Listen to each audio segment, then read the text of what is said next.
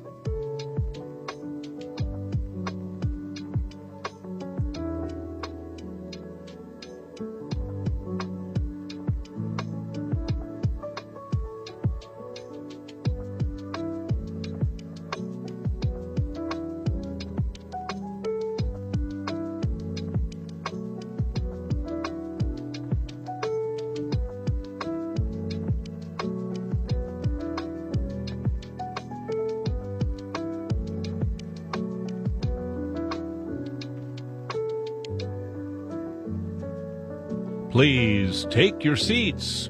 Our program will begin now.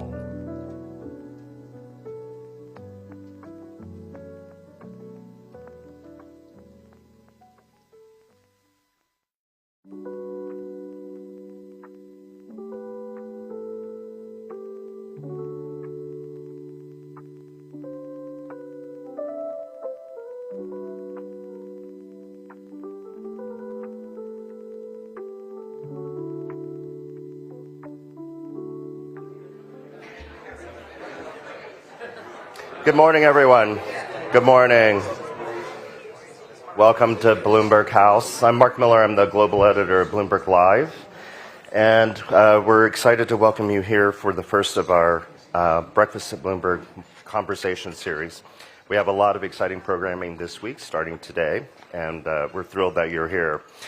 Some of you who have been to our offices know this, but we're famous for our pantries, so I hope you've been able to get a coffee or tea or something to eat and have settled in for our conversations today. We're going to start with one of the most important topics, not Donald Trump, that will be discussed here in Davos this week. And this is looking at the key drivers redefining work in the age of AI. And this session is sponsored by Indeed and its parent company, Recruit Holdings, and it's brought to you by our colleagues in Bloomberg Media. And I'd like to thank Indeed and Recruit Holdings for their support today. Then we're going to be following this with two news interviews. Sarah Friar, the Chief Financial Officer of OpenAI, will be interviewed by my colleague, Shireen Ghaffari. And then after that, Bloomberg TV's Francine Lacroix will be speaking with Andrea Orcel, the CEO of UniCredit. So remember, we're active here on social media. You can see the various hashtags and channels here. Please engage and share, as we say. And let's get started. I'm going to hand this off to my colleague, Sue Munden from Bloomberg Intelligence. Thanks.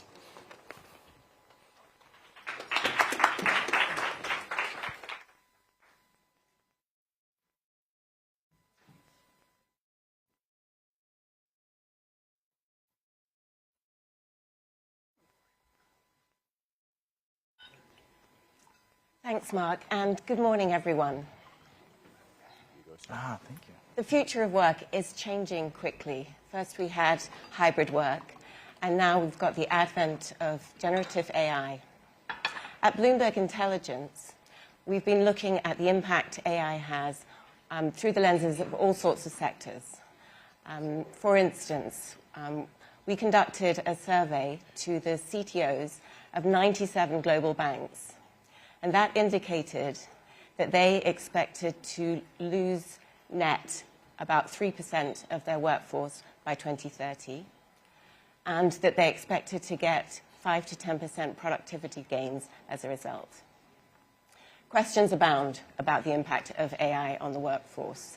Fundamentally, though, should we create tools to replace jobs, or should we try and enhance human performance? To answer these and many more questions on the topic, I'm pleased to welcome Chris Hyams, the CEO of Indeed, and Eric Brynjolfsson, economist and director of Stanford Digital Economy Lab.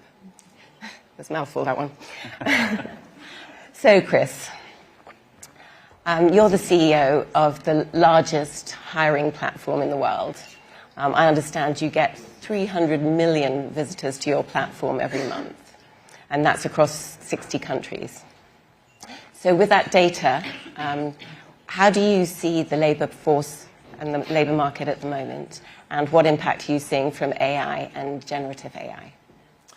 Sue, thanks for having us here today. Thank you, everyone, for getting up early and braving the cold to join us. This is obviously the biggest question. Just walking down here, you can see AI plastered on the side of pretty much every single building. And the impact on the world, and in particular the world of work, is something that we spend a lot of time thinking about. If you look globally, the labor market is certainly cooling right now, but it's still strong. Hiring and open jobs is above pre-pandemic levels. The real question is what is going to happen from the impact of AI on jobs. And so there's two ways that we look at it. One is just in the job listings themselves. So we have this front row seat to the global labor market. As you said, over 300 million job seekers, about 35 million jobs. When we look at the mention of, for example, generative AI in job postings, it has exploded exponentially since November of 2022 when ChatGPT launched. That exponential explosion, though, still is about 0.2% of all jobs. So we haven't even got to 1% of jobs. So it's in a very small area. It's having a very large impact.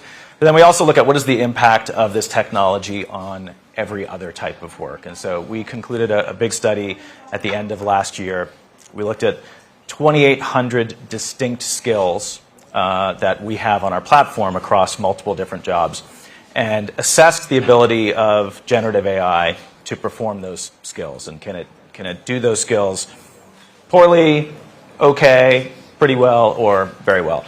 The headline summary of that is that there's really no skill that generative AI can completely replace as a human. But the exposure of jobs, so if you look at different sectors of the economy, there are certain jobs that have a much higher concentration of those skills that generative AI can perform. So at the top of the list, you look at things like software development, finance, legal, essentially the knowledge work. Those have the highest exposure. Most of those skills, the majority of those skills, are things that generative AI can do pretty well today. We have no idea what's going to happen in the coming years. On the other end of the spectrum, we have things that actually require primarily in-person presence. So things like childcare, healthcare, those construction, those things are extraordinarily low in terms of the potential impact. But when you sort those, what you get is a pretty clear view that nearly every job is going to change and evolve over the course of the next probably 3 to 5 years. And it is going to be an extraordinary time to see how that unfolds and how rapidly things change. Oh, that's very interesting. Thank you. I mean, if you look at it from perhaps even my perspective, you're saying knowledge-based jobs. I'm an analyst. But I'm actually really excited about all the tools that I can now use to, improve my work. So in that case, you'd probably still need a lot of human interaction than we've seen before. Yeah, so absolutely. The biggest impact that we're seeing right now is the ability to augment individual skills. And we see that in our own tools. There's Indeed is a huge hiring platform. AI is the foundation of how we match 300 million job seekers and 35 million jobs. And one of the things that we see very clearly is that AI drives the vast majority of the matching. About 60% of the matches that happen on Indeed are AI recommendations for job seekers. One of the things that we see clearly is we make recommendations to employers as well.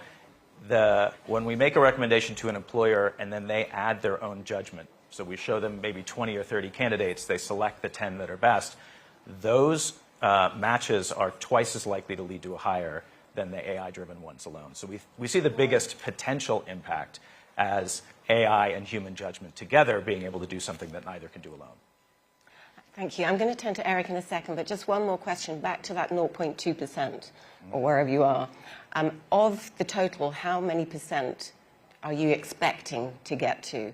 Or is a reasonable target over 5 years? Because obviously a lot of the jobs, as you say, maybe nursing or dealing with childcare that might not take that. So what would be a good number? Yeah, so those are job postings that mention generative AI in particular. So job postings that mention the use of AI somewhere in them. They peaked really in 2023 at about 4%. It's down to about 2% right now. We're starting to see it tick back up again. But it's also really clear, I mean, you see a whole bunch of job postings that are asking for things that are quite unreasonable, like 5 to 7 years experience in generative AI when it's been around for 2 years.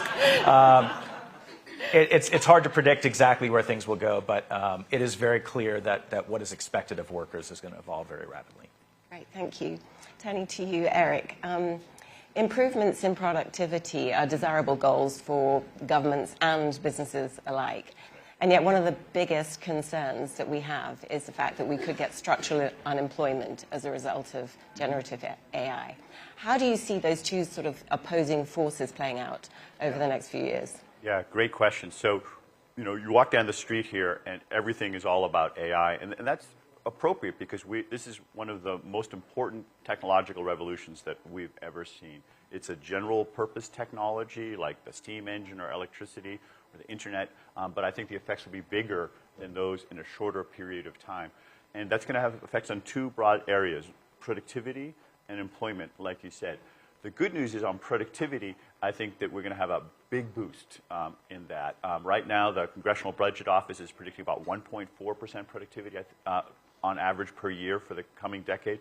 I think that's way lowball. It's probably going to be more than double that, about 2.8 to 3%. I just did a National Academies report with Tom Mitchell and another team of experts, and we had some estimates in there. And the 1.4% is about what we had the past 10 to 15 years, so this is a really big uptick. It's going to make it much easier to solve a lot of our big problems in the United States. Other countries, I think, are going to see some similar improvements. At the same time, there's a lot of hype and a lot of wasted money. There's billions of dollars being spent on AI solutions that aren't going to pay off. And so there's just more confusion than we've ever seen before. And that's why we need to have a task-based or a skill-based approach to understand where the opportunities are. And so in some of my research that we published in academic articles, we looked at about 18,000 individual tasks to evaluate each of them as to whether or not there was an AI solution that could help with that. And very similar to what Chris was saying, we never saw just to step back a bit, every job can be thought of as a bundle of tasks. And we didn't find a single job where Gen AI or any of the technologies just ran the table and was able to do all the different tasks in that job. But we found almost every job there was some task that AI could help with. So it's really about a restructuring of work. And if you do it with this data-driven approach, you're able to understand much better. We've taken it a step further in a company I founded called WorkHelix, where we now have about 250,000 very fine-grained tasks that you could look at. So then that comes to what's happening to employment. And what we're seeing there is a great deal of job destruction, but also job creation. AI is going to destroy a lot of jobs and rearrange, but it's also going to create a lot. And that's what's happened with every earlier technology. This is not new. It's going to accelerate going forward. The successful companies and the successful countries are not going to be the ones that try to freeze in place what's been working in the past. They're going to be the ones that lean in to the dynamism and think about how they can use these technologies to do new things that weren't being done before. And if you do that, it's going to be rocky, but you're more likely to be able to come out on the other side by taking advantage of those new opportunities. And by doing the task-based analysis, you can see where those opportunities are. Chris gave a good list of some of the places where we see the opportunities, but ultimately, every company has a unique fingerprint of opportunities, literally hundreds of thousands of individual tasks that can be evaluated to see where the opportunities are. And we're seeing coding, customer service, sales. These are some of the ones that are on the forefront of taking advantage of the technologies to the greatest extent. Yeah, I've got loads of questions after that. I mean, if you look at productivity from a government perspective, Yeah. Productivity in Europe is about 18% lower, or had an 18% gap between the US over the last... further and further behind. Yeah, do you think, because obviously US is on the forefront of this technology, do you think that because AI adoption can be very fast-paced. We saw how quickly ChatGPT got taken up by customers. Do you think that Europe has a chance of catching up? Do you think it's going to be... It has a chance, but sort of a bit of a curve? That gap highlights the real difficulty. See, the technology is available to almost everyone. You can log on and use ChatGPT, and even though a lot of the tech companies are in the United States inventing it, people all over the world have access to it.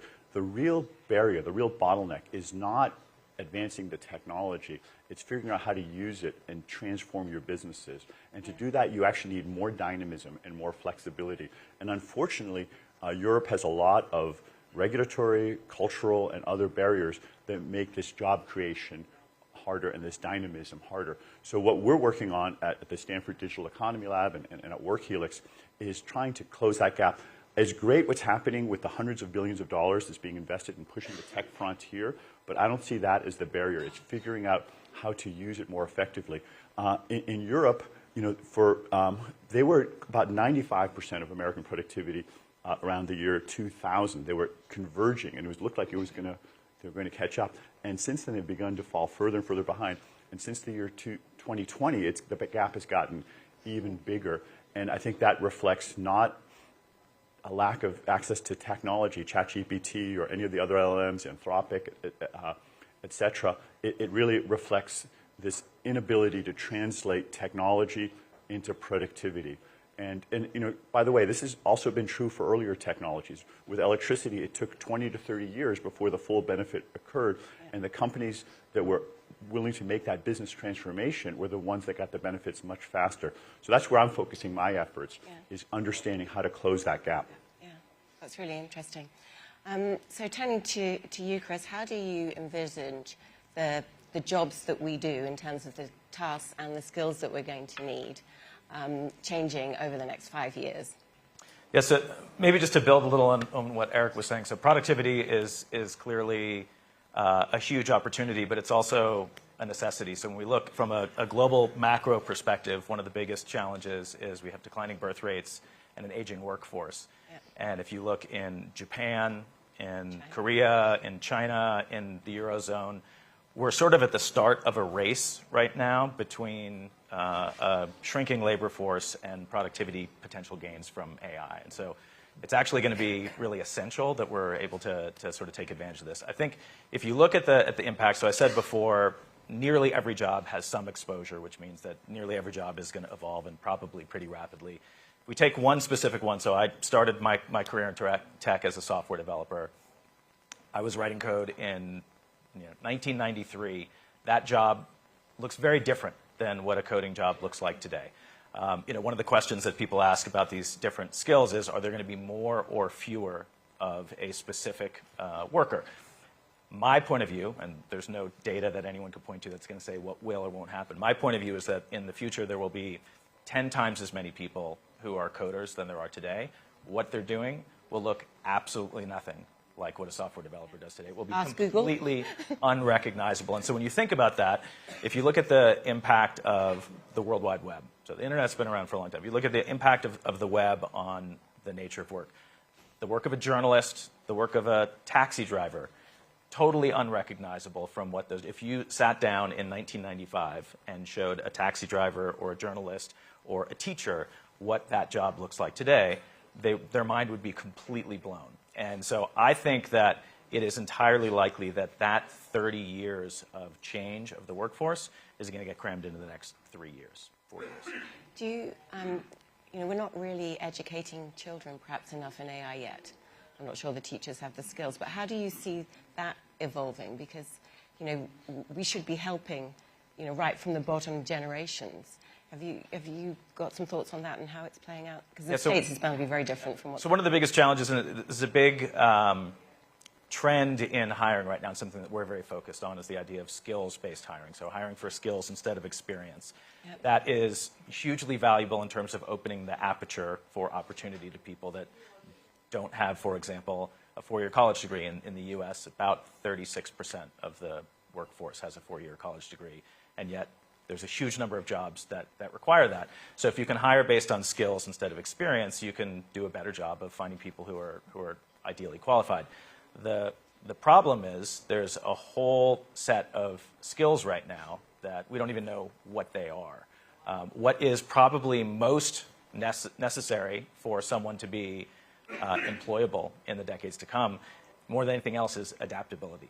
Curiosity and adaptability. So it's actually going to become less and less important what knowledge you have, because knowledge is now at your fingertips. Reasoning, logic, there's a whole bunch of things that these technologies can do for us. The ability to be curious and to embrace. So that the problem is our education system teaches knowledge, does not teach adaptability and curiosity and creativity. So a whole lot is going to have to change if we want to prepare the workforce of the future.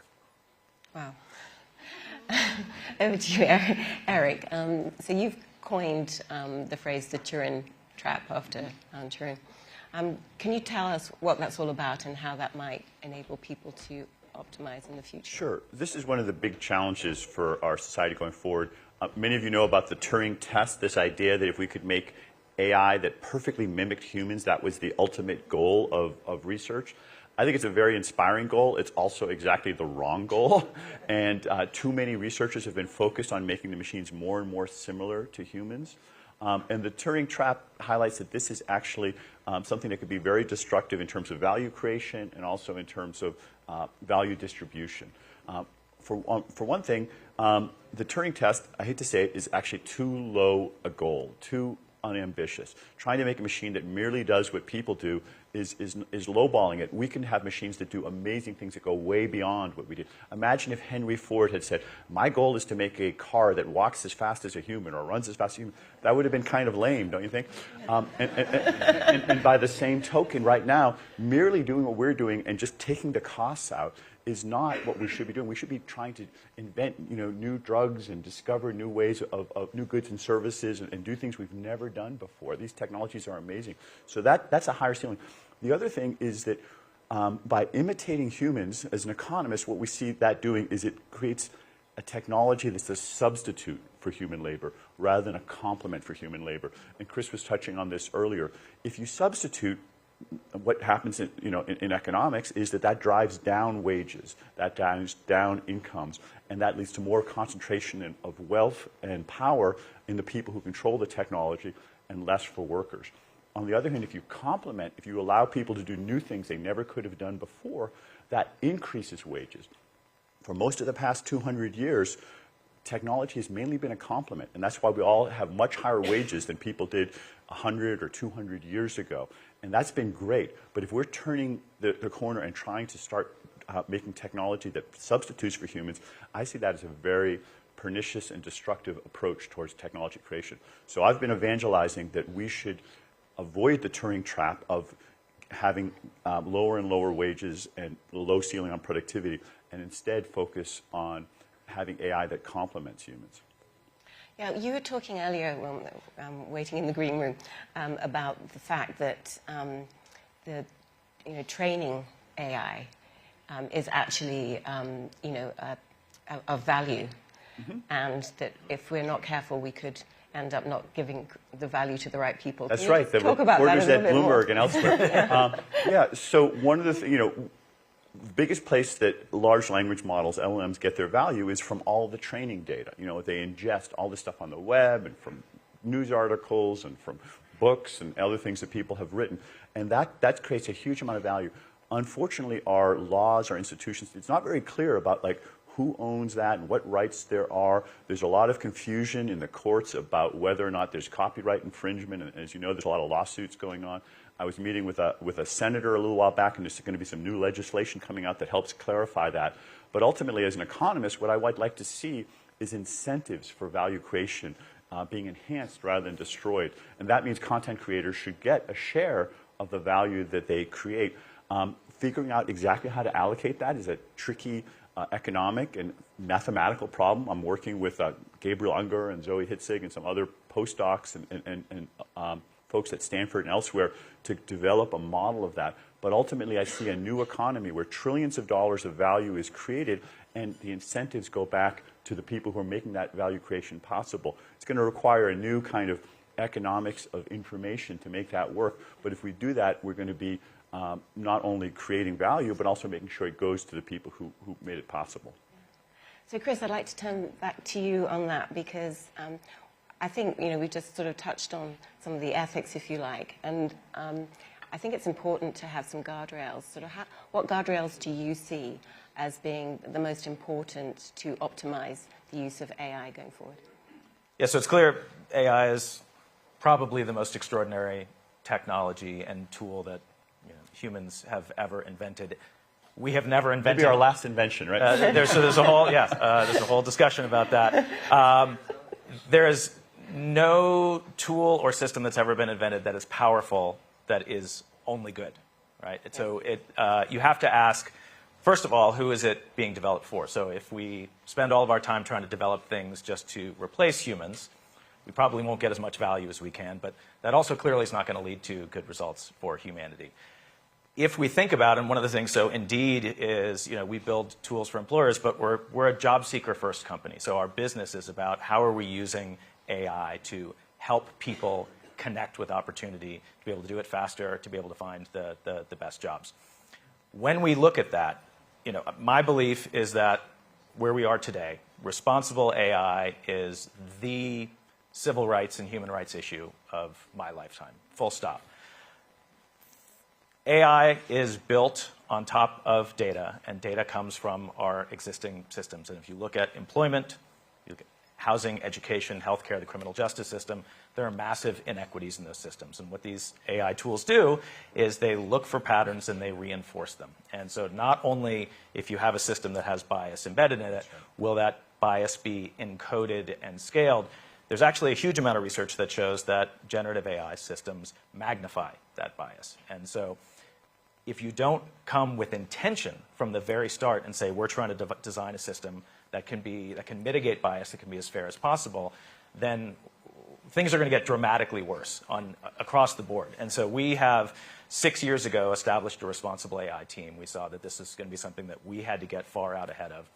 We view responsible AI, the term for it is it is a socio-technical problem. So it's not, we don't believe it's a technical problem with purely technical solutions. You have to actually understand the social constructs around which these systems are built. We have a team of researchers that are computer scientists, but also sociologists and astrophysicists, and we brought a whole bunch of people together to look at these systems, and we're designing from first principles, how do we measure and mitigate that bias? How do we create a system that produces as fair output as possible? And if we can do that, then we can actually create a future that is better for everyone, but that has to be done with intention. If I could just add to that a little bit. Chris is right that these systems can often codify and amplify bias, but they can also dramatically reduce it. And one of the things that we found is that often AI systems are easier to debias than we humans are. Humans Yeah, are we have- biased too. yeah, You got to compare subconscious. what's happening. So there's been research now on bank lending, on hiring, on medical decisions, on parole decisions, where in each case the AI system was able to reduce the bias out there. You can go through and scan through it. So the kind of work that Chris and his team has been doing, more and more companies are doing that. Lindsay Raymond and Danielle Lee, a couple of my co-authors, have a paper in hiring in particular, where this has led to higher outcomes and more diversity and less bias when you create the right kind of AI systems. So I actually see this as a hopeful sign that we can use AI to reduce some of the pernicious problems that we've had in our society for a long time. Wow. Well, we're running out of time, so that's a great place to end. I'd like to thank you both very much for joining us today, and also thank Indeed and Recruit Holdings for sponsoring this panel. So with that, I'm going to be handing over to my colleague, Shireen Ghaffari, who's going to have a conversation with Sarah Friar of OpenAI. So thank you all very much.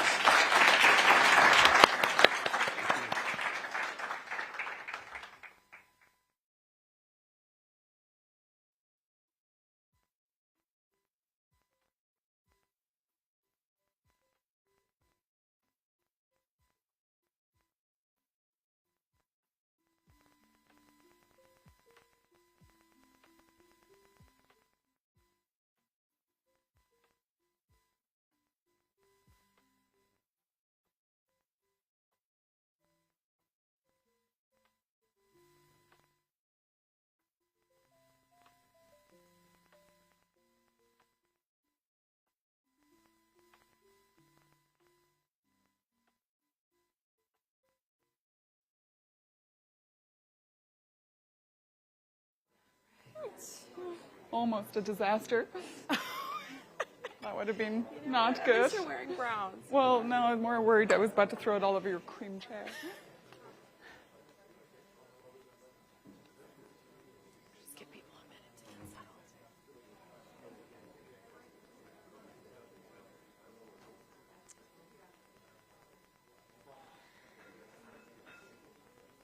All right, we'll take a minute to get settled and then we'll begin our next session here.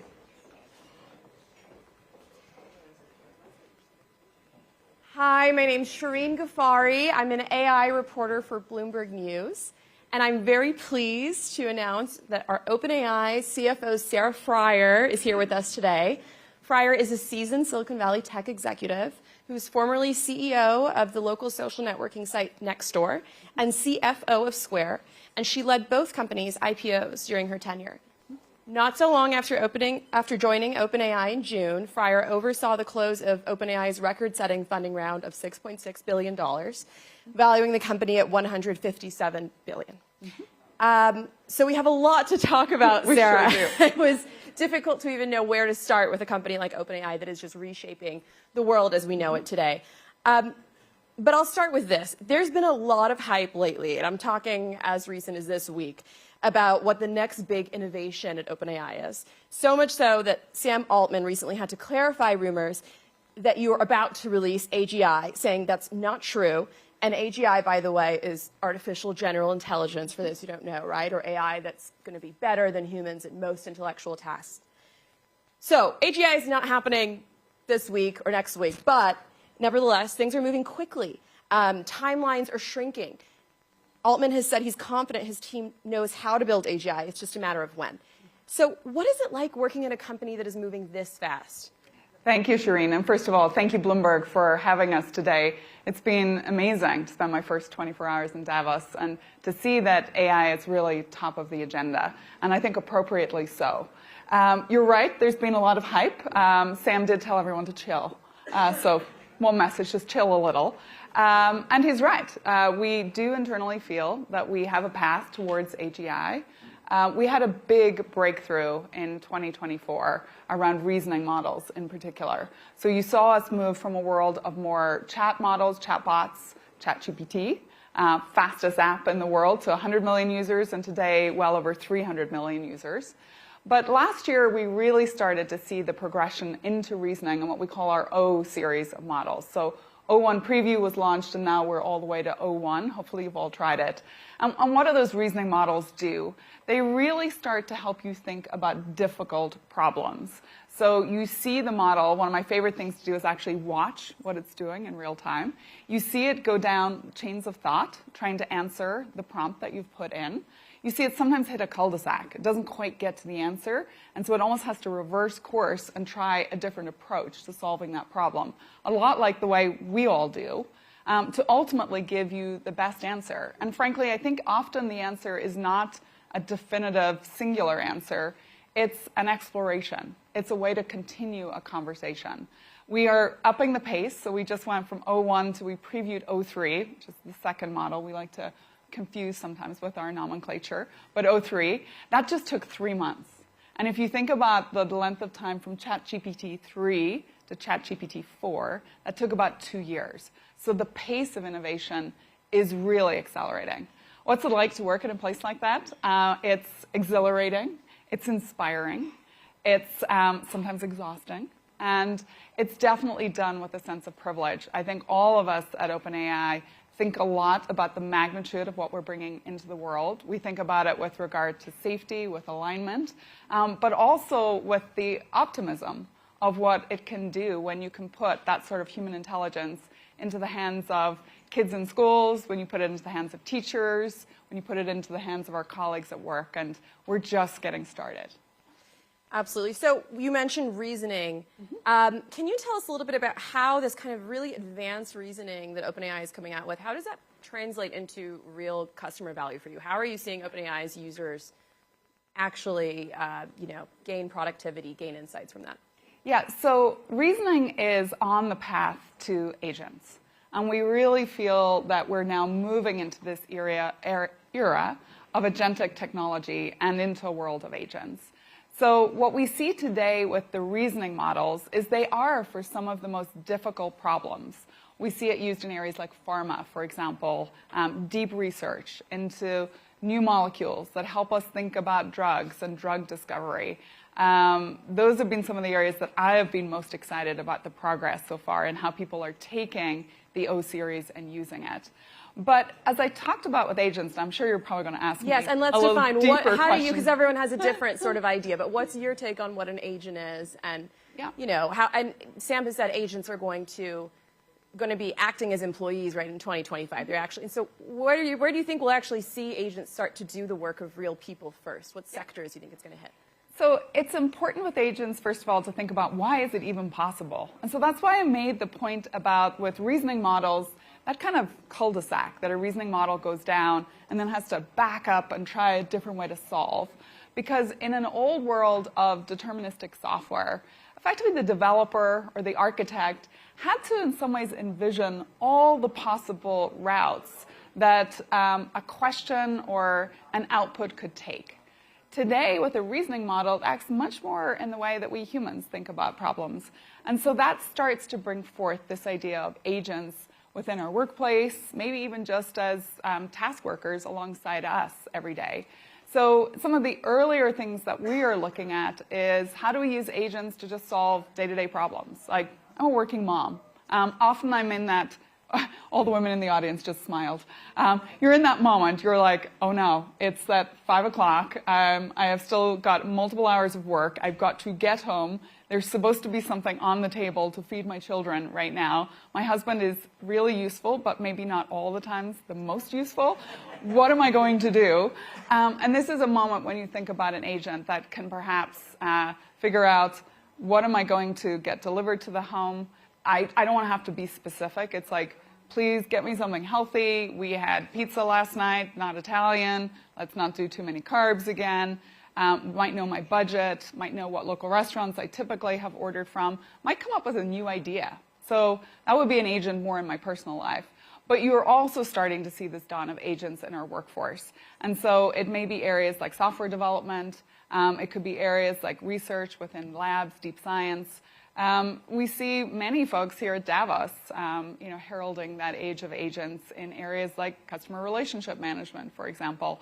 So I think that you're going to see a lot of companies talking about new agents coming to the forefront. Customer success is another one. But you've got to remember what that is built atop of, and it's really built on top of these reasoning models that we, OpenAI, have brought into the world as the frontier technology and the frontier company. Great. Let's talk a little bit about, your bread and butter, which is a world of finance, right? How do you top a record-setting VC funding round? What is next? What do you expect this year in terms of, and obviously AI costs a lot, right? The cost of computing increases year over year. So what can we expect? Will there be another mega round in 2025? I could be glib and say something, but I won't. I'll hold it back. Look, our technology is built on three things. Great people who are building the most frontier algorithms and models in the world. It's built atop of tremendous amount of compute. And I think we're just scratching the surface on that. And then, of course, data. And in the world of compute, in order to buy that compute, to have access to it, to control our own destiny, we have had to do an extraordinary amount of fundraising. Luckily, we also have a business model that supports it. I already talked about ChatGPT for consumer, over 300 million users today. That is and it's a workhorse when it comes to revenue growth, and ultimately profitability. But we are seeing now enterprises of every size embrace this technology, and we really see ourselves also as the enterprise company. In fact, there's a really good symbiosis between those two areas, because often when I meet customers, and I'm meeting a lot of them here in Davos, it's actually their personal experience they start with. When I say, hey, how are you using ChatGPT? They'll actually give me a personal anecdote first. And for those of you who sell into enterprises, you know that if you've won your customer heart in just their day-to-day, being able to go in and then sell them into their enterprise environment gets an awful lot easier. And so that enterprise model is really building across every sector of the economy, every type of company, every scale of company.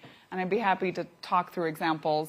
Morgan Stanley is a great example, since we're talking financing, and they're also a good partner on that front. But they're using our technology in areas like wealth management, in areas like even their investment banking, and they've been doing it now for multiple years.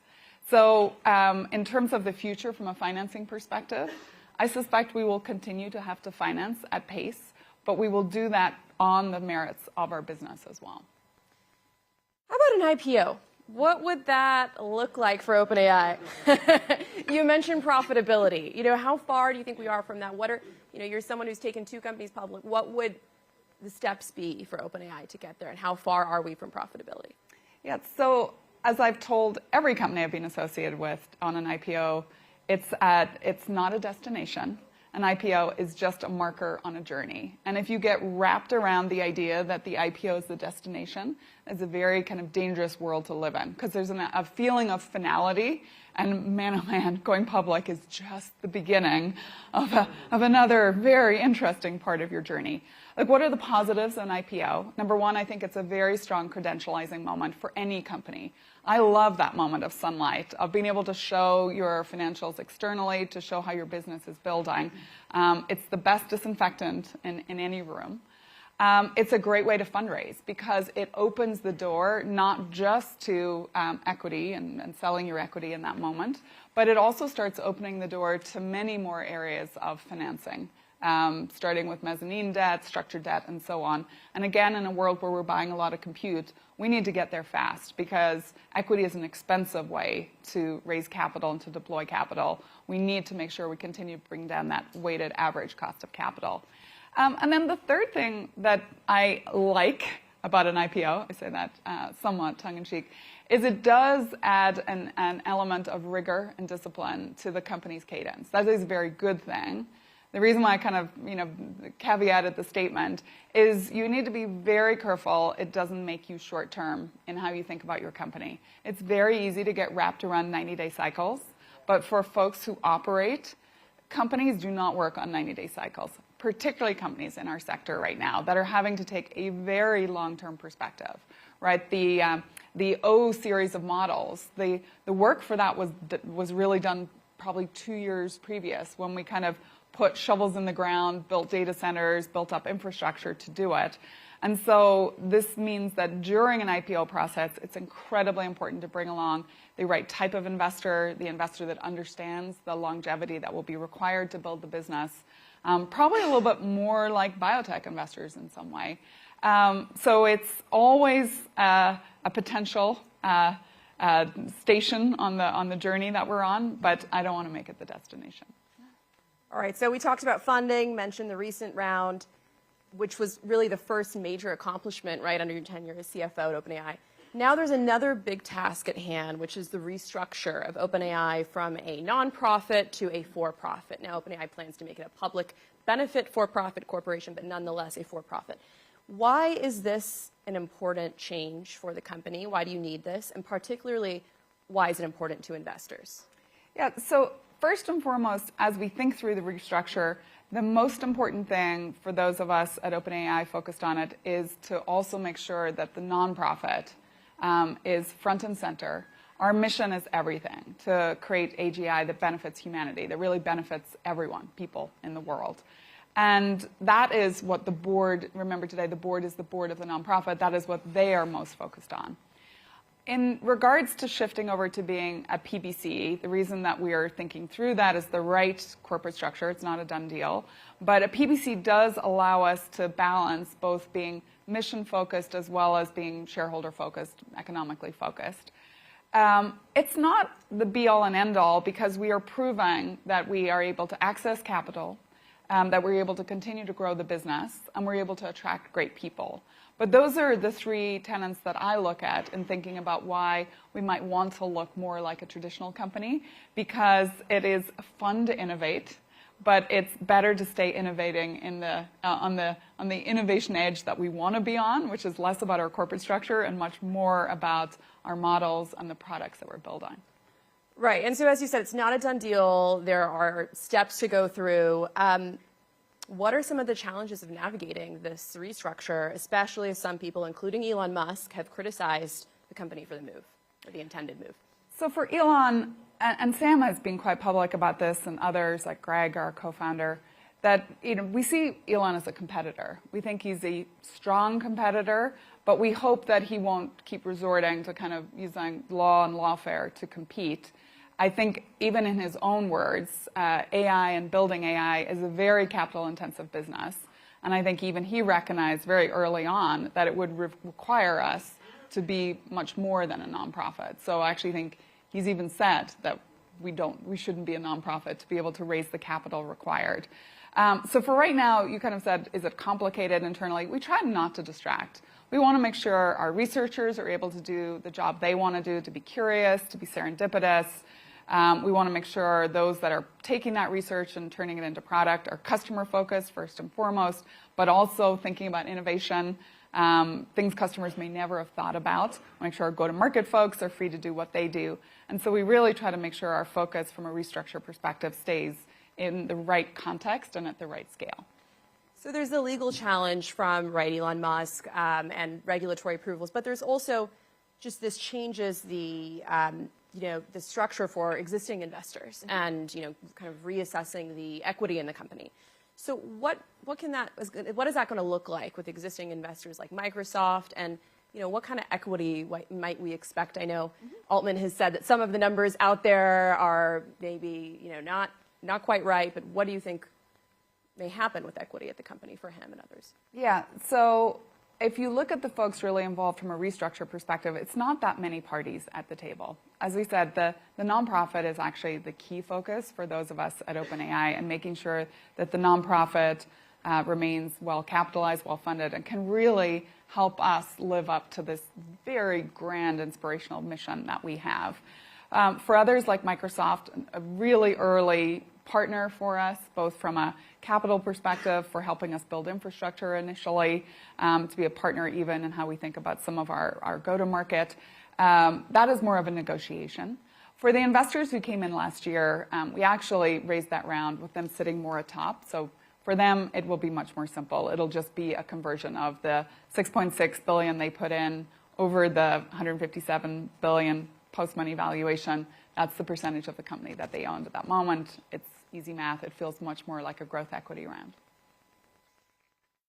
Well, we're probably not going to get to the bottom of equity numbers today, so I'm going to move on. But I mean, we put out, there's 7% was a number that was out there. I think Altman had said, that's not right. Any kind of ballpark of what we might expect, or? Nothing that we can discuss today, and I'm not trying to shirk the question, but frankly, we don't have a definitive answer, so we're not really able to talk about it. Let's talk about global policy and infrastructure. So just on the policy front, last night, we all watched tech leaders, including Sam Altman, attend Trump's inauguration. How does the company plan on working with this new administration? So we have released multiple blue papers now about infrastructure being destiny. And what we mean by that is we recognize that this new era of AI is going to require a lot of both public and private sector relationship building and bringing it to the world. That's because of the capital requirements, but also how we think about the right regulatory environment. How do we make sure we build this in a way where it benefits humanity? And so with that, our blue paper on infrastructure as destiny really leans into things like building out economic zones, recognizing a little bit with the US lens right now that it is about productivity, but also about national security. But I sit in front of you as both an American, a Brit, and a European. So growing up in Northern Ireland turns out had some really good advantages. And so from a US perspective, we see the productivity build already beginning to happen, frankly. And that's just good for people, right? Better standard of life, better quality of life, better way to use their time. But we also want to make sure that it's a Western alliance, maybe one way to put it, so that everyone is embracing it, because we do have competitors that are going to come after this also from a national level. And I think we need to make sure also from a national security perspective we're investing. So we've thought about things like economic development zones. How do governments really reach into their populace, help them think about reskilling and retooling? We're doing a lot of work in the education sector. We've struck some kind of incredible deals. ASU is a good example of a university in the US that has 280,000 seats deployed on ChatGPT. My alma mater, Oxford, has also been a really good customer for us, for example. And we love getting down into that level because we see students embracing this technology. So that's been a second piece of the infrastructure as destiny. And then beyond that, how do we think about working in the right regulatory environment so that, again, we deploy technology safely, but we also recognize that people want to be able to use it, and that governments, for the benefit of their citizens, need to make sure they're on the forefront as well. So OpenAI recently put out an economic blueprint, right, of their, the company's thoughts on what U.S. AI policy should be. And a big message there was that there's sort of technological arms race in AI between the U.S. and China, and that the U.S. should invest and support the build-out of infrastructure. Any indication of if there is support for this idea in the Trump administration, and why are we hearing more rhetoric about the U.S. versus China sort of AI competition now? I don't think it's rhetoric. I think it's fact. There is absolutely competition going on right now between U.S. and China. China is absolutely investing in this area. They absolutely know how critical it is to their economy, but also from a security perspective. So we should not be naive on that front. And we absolutely see already with the Trump administration a real willingness to lean in, I think, to be very kind of on the economic front foot. And whether that comes from perhaps being more open from a regulatory standpoint, more open from just a business competition standpoint, we're excited to actually get to work. Let's talk about Europe maybe for a second, because you mentioned your European heritage, and we are here in Europe. It's no secret that sort of policymakers in the EU are considered tougher on tech. We have seen AI regulation come out of EU, right? Whereas in the US, we don't have federal legislation really on the matter. Do you think that regulation can threaten the pace of AI innovation? And are we seeing maybe a changing appetite from some governments on that front? I know the UK is not is different, but the PM recent announcements right there about fast tracking AI infrastructure, similar to some of the policy proposals that you're putting forward in the U.S. So what do you think about that balance, right, in the EU of regulation being tough on tech versus innovation? Yeah, I mean, I would kind of start if I'm sitting in the EU or the UK and think about productivity and what that means for the growth of my economy. Right? We've seen a real divergence between the United States and other economies around the world. And it really kind of hurts my soul in some ways to see the growth rates. The UK has particularly been quite a low growth rate, relatively speaking. And I think technology is certainly a major accelerant back to higher GDP growth, better quality of life for citizens. We just did a survey that said, what do people want when they think about AI? And it was really three things. Number one, they want a better quality of life generally. They want to make sure that they're getting jobs, that they're getting like a lift from the income that they take home every day. Second thing they want is better health care. And the third thing that they're looking for is just save me time, help me be more efficient, help me just have that life where I have time to spend with my kids or I have time to spend on the hobby that matters to me. And so we think that from a government perspective, you really want to be mindful of finding that balance between over-regulating, but then perhaps not allowing technology to bear the fruit that I think it's capable of. I think the US has found a really nice path on that. The blueprint that you're referencing has a whole conversation about the advent of cars into society, actually originally innovated in the UK, but at the time we used people walking in front of cars using red flags to remind pedestrians there was this car coming. How could that be, right? People don't walk that fast. It's because we also regulated the speed of the car, I think down to something like 3 miles an hour. And so hence, US took up that mantle, created an incredible automobile industry, and really took the baton at a moment when maybe the UK should have thrived on that innovation in particular. So it is but one example, and one example is not everything, but I think it's a good metaphor for thinking about how do you balance leaning in to this new technology while doing it in a way that feels safe and for the good of your citizens. I want to wrap up with a few more personal questions. So you are, one of the top-ranking female executives in tech. Right now, there is a lot of discussion about DEI in the tech field, about how do women succeed in the tech industry? What's the best way to do that? How have you been able to navigate this, and what are your thoughts on the topic? It's something very near and dear to my heart. I started my career as an engineer. In fact, my very first job out of college, or my first internship, was working on a gold mine in Ghana, believe it or not. I wrote my master's on how to extract gold out of sulfide ores, if anyone wants to have a conversation later. And I say that because I did that and I came back to the UK and thought that is not a job I can be successful in, because there were no other women. And so I strongly grab hold of that statement about it's very hard to be what you can't see. And so I think in someone sitting and has the privilege today of sitting in my seat, first of all, it's showing that women can be. And so hopefully that generation that's coming up behind can see what they are capable of.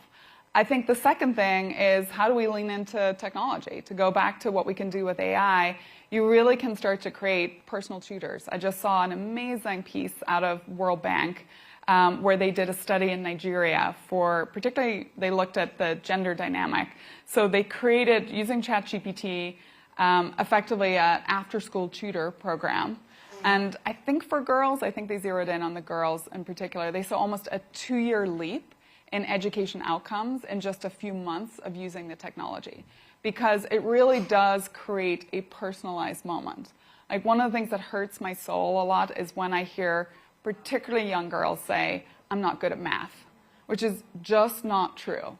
They would never say, I'm not good at speaking German, because you don't know yet. You are just starting your life. You do not know. But it may not be being taught to you in a way that resonates. Computer science is often taught first through gaming. My daughter, when she first took her first CS classes, said, Mom, I just don't even like this. I don't want to build games. Once she recognized that she could use it to create websites, she could pull her artistic side in, she was fascinated, drawn to it. Today, I'm really proud of the fact that she is a hard scientist taking chemistry in university and doing computer science. So I think a lot of it comes down to how do we think about approaching people where they are?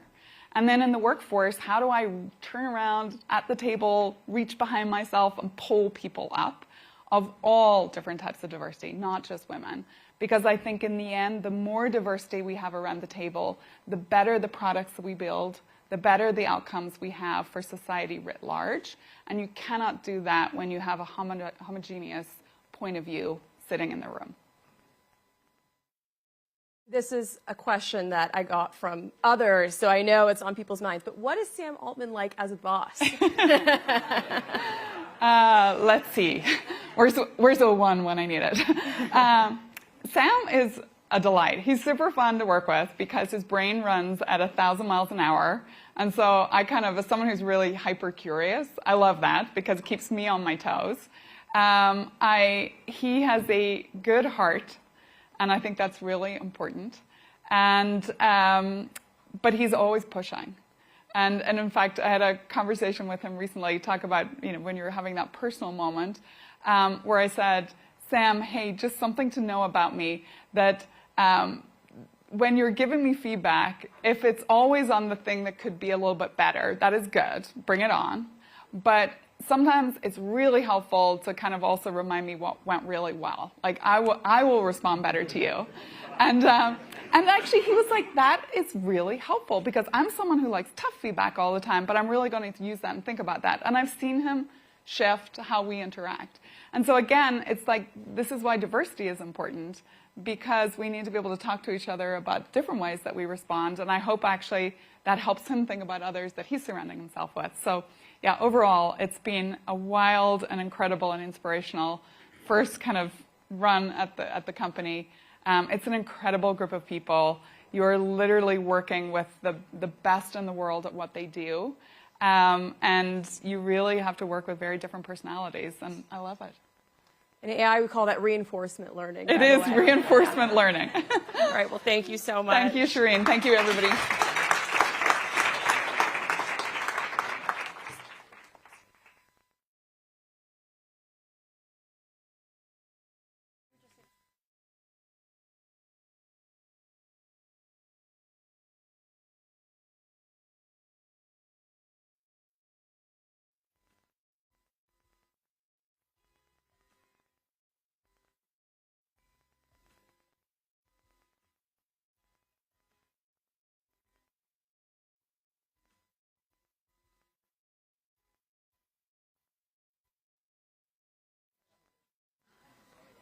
Mamma mia. Ok. Io guardo a 24 mi alzo. No, dice 19. No, poi ti aggiungono dopo. Come si aggiungono? Cioè il barbatrucco si ferma in mezzo. Good morning, everyone, and thank you so much for joining us. I hope everyone is adequately caffeinated and hydrated, because we have 25 minutes to talk about banking. But not just banking, European banking, Capital Markets Union, M&A, and why it's so difficult to buy a bank for you. Andrea Orcel, thank you so much for joining us. I'm delighted to Thank you, Francine. You're, of course, the chief executive of UniCredit, and you're actually the busiest banker at the moment in Europe, trying to buy Italian bank, trying to buy Commerzbank. We'll get to that in a moment. But actually, there's quite a lot of hope and expectations in the US that Donald Trump deregulates banks. How problematic is that for the European banking system? Well, it is problematic. I think there needs to be the right balance between regulation and ability to execute or ability to operate. I think sometimes we lose sight of the fact that the business of bank is to manage risk well, but to manage risk. If we look at our clients and we say, well, we would like to help you, but we're taking risk zero, and we are supporting you, they're going to look at us and say, well, hang on a second, what's your value added? So I think the management of risk is at the core of banks, and banks need to have the right controls, the right regulation, but need to be able to take that risk. So too much deregulation is not a good idea. Too much regulation is, or too little regulation is also not a good idea. You need to find the right balance. At the moment, the expectation is that the US will be well ahead of Europe in terms of being less regulated, and given that US banks do operate in Europe, that will put us at a competitive disadvantage. I mean, do you expect regulation, and we've seen that in the UK last week, do you expect European regulation to just take a pause and wait to see what the US does? Well, for the time being, there is a lot of discussion about where regulation is going to go. But for the time being, the indications are that Europe will maintain its course on regulation and will maintain the position where it is. And I think to a certain extent, if this is a steady state, this is something that we can live with and that is correct. If it continues to tighten, then it becomes a difficulty. How worried are you about competitiveness in Europe? What do your clients tell you? Look, I think more generally, if you look at Europe, Europe needs growth. I think we need to rethink what is the vision for Europe, what is the strategy for Europe, and we need growth. Without growth, we're staying behind. We're already behind. It's going to get even worse. And in a way, if you look at growth or industrial growth as a car, the banks and capital market unions are the gasoline of that car. We cannot finance that growth, that transformation, that economic policy that we want without that feed. So if banks are not strong enough, not big enough, or overly stringently regulated, and we don't have a capital market union, we may have all the plans in this world, but we're not going to be able to finance them. At the same time, and you see it in a number of economies in Europe, banks from other economic blocs are coming in. And when we talk about competition in countries like Germany, we talk mostly about American banks and maybe one or two European banks that have an approach to Germany in a certain way. But the real competitors we fear are American banks. I know you have skin in the game, but why is it so difficult to have a capital markets union? I think that, like everything in Europe, I think we celebrate our differences, and I think this is important. And being Italian, I think when I go through Italy, I need to explain to people that what I get in Milan is different from what I get in Rome, from what I get in Palermo, and they all have different views, and they're very happy to tell you why they're better. So it happens in every country. It happens across Europe, and I think that's one of our strengths. But I think our biggest weakness is we're not capable to say, well, these 5 things we're going to put to common denominator because we can benefit more from doing it together than separately. And therefore, you have all this regulation, all these schemes, but there are always flexibility for each single state to implement them or not. And it always ends up being that on one or the other, a part of the European Union members implement and a part did not, and therefore we continue to have fragmentation and inability to build industries that go across Europe. So someone who I know is watching on air asked me yesterday what Andrea Orcel is like, and I just said he's bold. You've surprised investors, you really shocked governments by buying a big stake in Commerzbank and offering to buy Banco BPM in Italy. I mean, what do you want to achieve, and how fast do you want to achieve it? Well, I think it's a little bit a connecting of opportunity with interest. If you look at UniCredit, actually I was being criticized for 3.5 years for not engaging in any M&A because I thought firmly that the bank required setting back on the right tone, unlocking, releasing trap potential. And we always said that at the right time, at the right terms, we would look at it. If you look at the key markets for us, where we can do an in-market merger, strengthen the group, and move the dial very significantly, you get Italy, you get Germany, and not really in market, but for our CE, you get Poland. And it just happened that the opportunity to do something in those 3 markets came relatively at the same time. It also happened that we are exiting 3 years of transformation. We feel we are more ready than ever to do the next 3 years with even greater success. But at the same time, we have a team that has shown they're capable and that is capable of integrating and capable of accelerating what we can do alone with this acquisition. And if we do them, great. And if we don't, we will have tried at least. Your moves have irritated governments in Germany and Italy. Did you predict the backlash? No, especially in Germany. I think there has been a lot of debate on that. But honestly, I struggle to see what the debate is based on. I think beyond the fact that HVB and Commerzbank have been talking to each other in both directions for over 20 years, because it's one of those deals that you always want to do because it makes a ton of sense. but for some reason it's always derailed. In the last 2.5, we probably have had, and I probably have had, meetings with both leadership of the government and leadership of Commerzbank in the tens. We bought a 4.5% stake in anticipation that the government would sell their 16.5%, and we wanted to be at a level of consolidation. We were invited actually by the government as the only strategic to buy their stake, the first sell down at 4.5%. We did that in a transparent process. Actually, we were the best bid, and we were asked to bid again at a premium to what we had offered in order to get the entire stake. We agreed on a press release. During that process, we interacted again with the leadership of Commerzbank, warning them that we were going to participate. Commerzbank was the first call we had in the morning to debrief on where we were.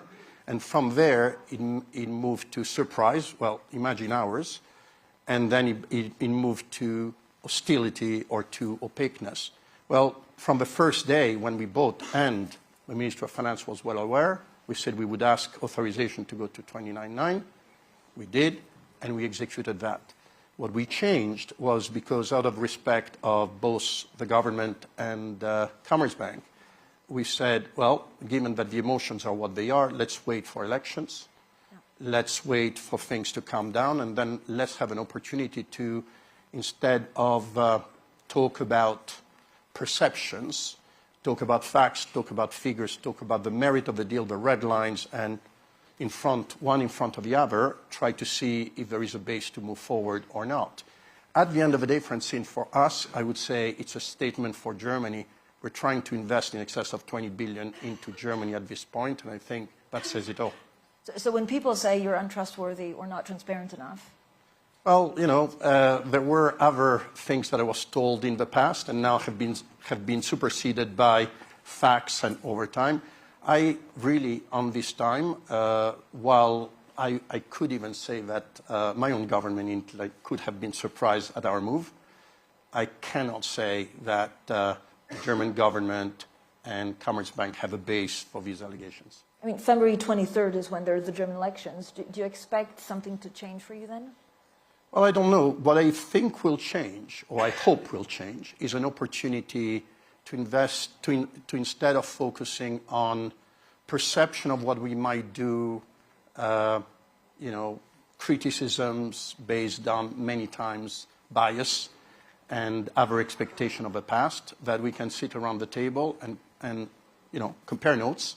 I do think that the transaction, if we go back on that, it's excellent for Germany. Over the last 4 years, I chaired the supervisory board of HVB, and I got to a great conviction that Germany has, first of all, that Europe does not exist without Germany, and secondly, that there was a great opportunity.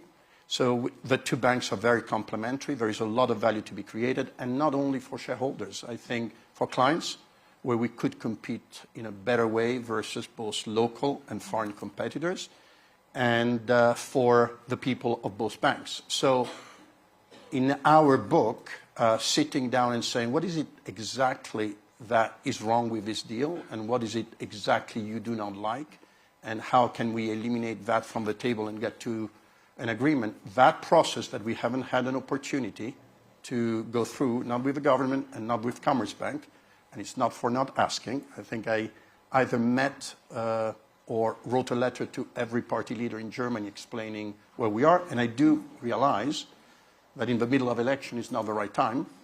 And I also do realize that until this is settled, it is also difficult from Commerzbank to engage. But the biggest thing that I have, that I hope to get from election, is an ability to interact. What can you tell us about job losses? I mean, I know this is one of the worries in Germany, and we're expecting also an update from Commerzbank mid-February. There is a lot of expectation and a lot of allegation on what would occur from a combination that has not been offered yet, because we haven't sat down. But if you look at UniCredit in the last 3 years, we did exit quite a few people. I don't think you have ever read in the press, not in Italy, not in Germany, not in any of our markets, that we did that in a way that the Workers' Council or the trade unions were against. That means we found a way that was shared to reach it. I think everybody focused on job losses, but we start before, at the origin. What is the vision for this bank? What is the strategy for this bank? What are we trying to achieve? efficiencies in the industry are a matter that needs to occur. But at the same time, if I take UniCredit in the last 3 years, we probably reduced costs by $1.5 billion, but we reinvested in the business through upgrade of our physical network, digital, data, our factories, hiring new people, training new people, our university, $1 billion too. So it's not only about we made efficiencies, but we actually reinvested the large majority of those efficiency into the banks, which then brings us to, number one, having the people of UniCredit behind it, because they say, well, I understand what we're trying to do and where the money that we're saving is going. And secondly, it brings us to being in a really strong position now to address the next 3 years that are going to be quite challenging. So we sometimes play this game in the newsroom of whose job would you not want to have right now, and I think it'd be your M&A advisor. I mean, are you ready to walk away from the deal? Yes, of course. I mean, we implicitly walked away from deals in the past several times. So we walked away from Monte dei Paschi. There was a leak last time we tried to approach BPM, and we walked away second time. There was another leak that pretended, obviously it was not very advanced, that we were going to do something with Commerzbank. We walked away from that as well. So I do think that maybe for us, or for me in particular, there was the never-ending story, does M&A add value or does M&A not add value? And I think M&A adds value if it's done at the right terms, at the right time, in the right way. Otherwise, stay away from it. For us, we have an exciting proposition at UniCredit. I think for us, demonstrating what we can do in the next 3 years, demonstrating that not only we can continue to deliver at the level we were delivering, where people say European banks are over earnings, but actually add $1 billion on top to that and improve the profitability. For that is the exciting venture. If on top of that, given that we have confidence in what we can do acquisition at the right terms, integrate them, and further accelerate what the potential we have, not only for us, but also for the targets, great. And if not, I honestly think that if I take the next 3 to 5 years and I compare the prospects that UniCredit has, given the transformation and the investment with those of the average bank in Europe, we have no pressure in wanting to do anything because we will have great results. Okay, let's talk about Banco BPM. A lot of investors say your offer is too low. Can you increase? Well, let's put it this way. It's like starting with job losses as opposed to the outcome of things. I would say the following. Our offer on BPM is at a, depending how you calculate, 15 to 20% premium to where the bank was trading a month prior, what you would call in M&A undisturbed price. What happened in that month is that they announced a bid for Anima, where the market reacted positively on the transaction and assumed that it could be done at that price in full. Well, already yesterday there were rumors that they may not get the Danish compromise, and if they don't, that transaction may not occur, or may not occur in full. If that is the case, on the day it jumps 10% and over the period 15%. Should I pay a premium over that? The second thing is, straight after that, there were a lot of speculation of a merger with Monte dei Paschi di Siena. And again, the share price took another 5%. So again, that merger is not occurring for the moment, and should I pay a premium on that again? So if you look at undisturbed price, we're at 15-20%, is that we think it's a fair starting point, especially because when you look at their multiple versus ours and our resilience versus ours, we think we are significantly undervalued and they are probably fairly overvalued. We'll see. We'll see. In any case, it's premature. I think let's see how banks perform in Q1, in Q2. Let's see if Anima is done or not. Let's see a number of other topics. But at the moment, we stand firm on our offer and we think it's appropriate. Okay, the $1 million, are you meeting with the Crédit Agricole CEO in Davos? Because I know a lot of you actually follow banks very closely, but Crédit Agricole controls 15% of Banco BPM, and there's also a distribution agreement, right, through its asset manager Amundi. So you really need them on board. I think, look, there is a lot of speculation on Crédit Agricole. I would say the following. They're key partners of ours. We account for probably 70 or 80% of our investment go through Amundi in Italy. We have a contract with them. The contract ends in 27. We also do custody with them in Germany. We work with them between our factories and their investment bank are quite tight. We do a number of things together, so we didn't need to wait for BPM to talk to each other. There have been continuous dialogue in the last 3 years. I think we have a lot of point of contacts and a lot of common interest. If you ask me whether I am optimistic on finding a solution that is respectful of the par condicio for all the shareholders of BPM that works for both banks, I'm optimistic. But at this point in time, it's premature. Are you optimistic about the Italian government getting behind the deal? Well, I think, as you know, every time, and we've had this discussion over the years, every time you touch a bank, everybody has an opinion.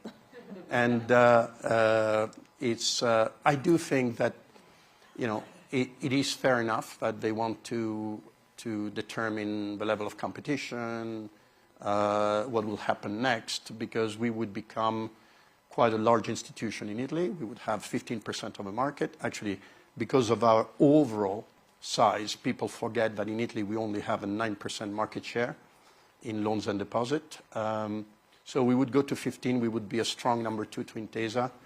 But I think it's fair enough that they want to make sure that competition remain, commitment to the Italian Mittelstand remains.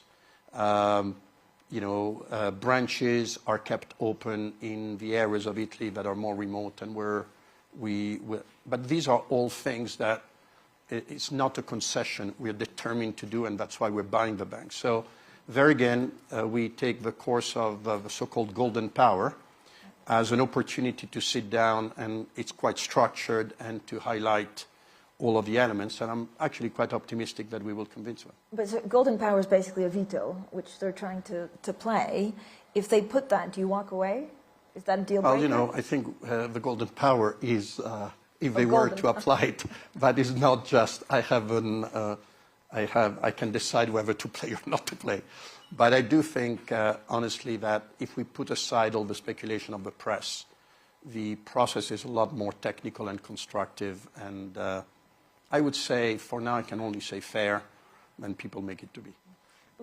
If your legacy is not buying these, banks, do you worry if you fail at buying this, or is there something else that you're think one of the working on? one of the biggest problems in M&A is that not buying equals failure, and I don't know, I don't see it like that. I think is buying at the right terms means success. Not buying at the wrong terms means less a success, but still success. Buying at the wrong terms means deep in success. So for me, if the walk away is because the terms are not there, or because we're not accepted, or because shareholders decide not to move, fine. As I said, I think we are already touring all the banks of the group. We've done 3 at the moment. And the view that we have on our opportunity this year is quite optimistic. As I said yesterday to our town hall in Germany, it's the first time that in January I see smiles when I go around, and you never know if it's because they just ended the holidays or because they're very optimistic about what we're doing. But going back on that, I think, to quote Warren Buffett, it is when the tide goes down that you see who's wearing trunks. And I think we have been talking about higher rates, low cost of risk, and inflation. And in the next 3 years, it goes exactly in the opposite way. Lower rates, high cost of risk, higher inflation. This is the tide going down. I think every bank is telling you, I have it all figured out. I don't think so. I think there will be a big divergence between banks that have it figured out, have transformed, have lines of defense, have levers to offset and grow, and banks who have instead spent the last 3 or 4 years squeezing the lemon and taking it the most we could do, and now they're going to start saying, well, hang on, how do I keep up? And I think this is, for us, an opportunity to show the degree of the transformation and show what is there. in a way, it's almost better if you don't do acquisition, because nobody can say, oh, well, yeah, they grew because they did acquisition. For us and for the team, if we can deliver that plan over the next 3-4 years, that's exciting. But on the UniCredit performance, how do you mitigate lower interest rates? Well, look, I think we look at it this way. First of all, I would say we're now united, we're strong. We have very high capital, we have very high provisions. This is a strong bank, but it's highly unified, highly empowered. I'm really excited about what we can do. The second thing is I don't think any other bank kept overlays, which are fundamentally a provision to be used anti-cyclically when the cost of risk goes up, of 1.7 billion. So if cost of risk goes up in Europe, we're fine. If cost of risk doesn't go up in Europe, we will release 1.7 billion into our results. Secondly, we have been told, oh, you distributed a lot of equity out and a lot of distribution. We did. We distributed almost more than 25 billion over 3.5 years. And, but we also generated 6.5 billion of additional capital. So we have excess capital of 6.5 billion. No other bank has that much. And that's 2. 3, another buffer. These are what I would call lines of defense. Every year in the last 3.5 years, we have worked on transforming the bank. Yeah. And we've taxed our P&L by taking integration cost, about 1 billion a year. But now in the next 3 years, we don't need to take them. And so when you look at that, these are the lines of defense. But what I think people missed, because with rates up, everything floated, is not only the degree of our transformation, but if you look at UniCredit, we have an exceptional geographic mix with 40% in Italy, 35% if I take in Germany and Austria together, which have a certain anchoring, and 25% in CE. And in terms of client, everybody goes around, and you will now understand the strategy. We have about 65% of our clients are either SME, affluent, or private. And we're trying to develop that. So we worked very hard to leverage on these strengths, on being as effective and efficient as we can on these strengths. And last year, instead of spending the usual 6 months on budgeting, we spent 3, and then we spent the other 3 on how are we going to make it happen. Does everybody down the organization knows how to execute? And we're confident. Yeah. Andrea, in terms of capital distribution, I mean, you said it won't be touched no matter what happens with acquisitions. Well, I think give us a bit more of a glimpse? I think it depends. But what does it depend? First of all, we've increased again the dividend payout to 50% on net income. Yep. We started with 35, now we're at 50. That will not be touched. As they say in the industry, this is sacrosanct. Then we have the share buybacks, which are composed of ordinary distribution and excess capital returns. The entire excess capital we have committed to go back to 13% and to distribute it back by 27. So you're looking at 25, 26, 27. 6.5 billion need to go back in the pockets of shareholders, in addition to the share buyback that is ordinary. That allows us to say with confidence that not only the dividend will be higher than what it was in the last few years, the dividend per share will be higher, much higher, but also the total distribution that this year we have guided to 8.5 billion will be much higher than this year in the next 3. Of course, if we do M&A, we have also said we will strive to keep the dividend per share unchanged to protect our shareholders. But part of that share buyback will, instead of going to buy our shares, to buy the shares of a target. Okay, final question. 2024 was a whirlwind, frankly, just following the news from UniCredit. Do you think by the end of this year you'll be much bigger through an acquisition? I am optimistic that we will, actually. More than 50-50? More than 50-50. We have to leave it here, but I have so many more questions. Commerzbank or the other one? I don't know. We'll see. Okay. A good sport. Andrea Orcel, thank you so much for joining us. Thank you very much, Nancy. Thank you. So that's it for the morning programming. A special thanks, of course, to our Bloomberg Breakfast sponsor, indeed, parent company Recruit Holdings, and then we'll see you back for the year ahead. Have a great morning, everyone. Era più di 25 minuti. Certo.